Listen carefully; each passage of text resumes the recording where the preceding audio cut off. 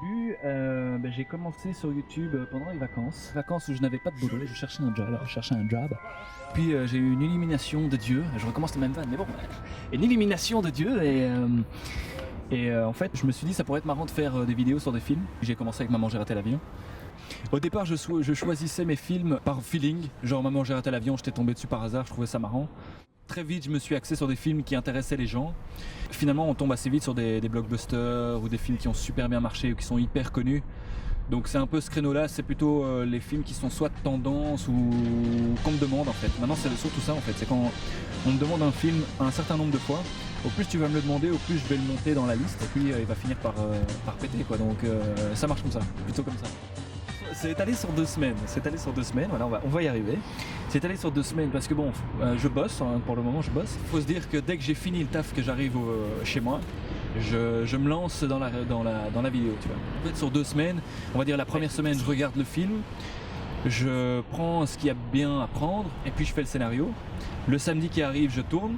Et puis toute la semaine qui suit, je monte le truc en fait. Donc en fait c'est le montage qui prend pas mal de temps. Je crois que si on additionne les heures, on doit être à entre 20 et 30 heures pour une vidéo, un truc comme ça. Pour le budget déguisement, en fait il n'y en a pas tellement parce que ça vient de mes parents, de mes grands-parents. Donc parfois j'investis, tu vois, un petit crâne chauve ou une petite perruque de Retour vers le futur, le truc. Bon, mes grands-parents pouvaient pas avoir ce genre de truc.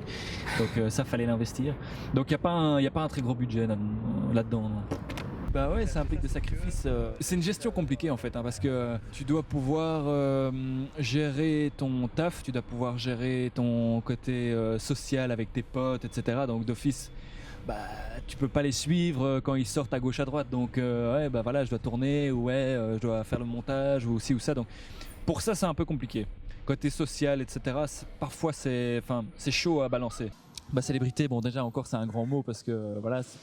Je considère pas que ce soit le cas, mais ils me soutiennent, on va dire, oui, même si je ressens parfois, ils n'ont pas l'impression que ça peut devenir un futur viable, tu vois.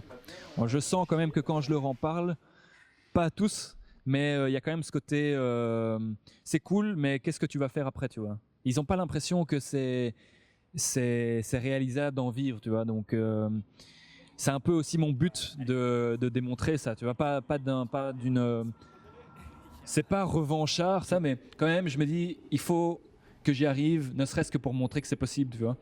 Donc ça se passe très bien, ils regardent mes vidéos, ils en rigolent, ils trouvent ça hyper chouette, mais voilà, ça manque encore un peu de réalisme dans l'évolution, on va dire, par rapport à, ils ont du mal à imaginer ce que ça pourrait représenter.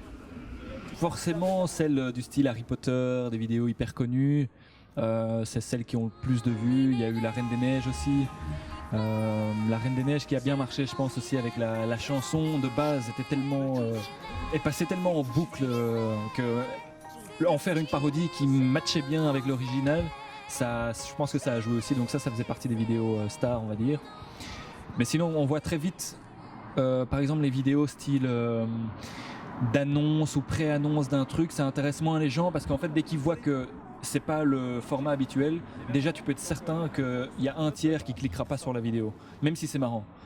Donc c'est un phénomène assez marrant à constater. Bien que parfois tu te dis ouais mais alors ça veut dire quoi? Ça veut dire que si je fais une vidéo rien à voir qui est plus marrant que ce que je fais d'habitude, ça va avoir moins de vues alors que... Et donc c'est ça que j'essaye d'instaurer par exemple pendant l'été, c'est des trucs rien à voir avec les films. Et c'est de montrer aux gens qu'on peut rester original et rester hyper drôle sans pour autant faire le format de base. Et donc c'est un peu ça le combat on va dire, mais ça se passe très bien.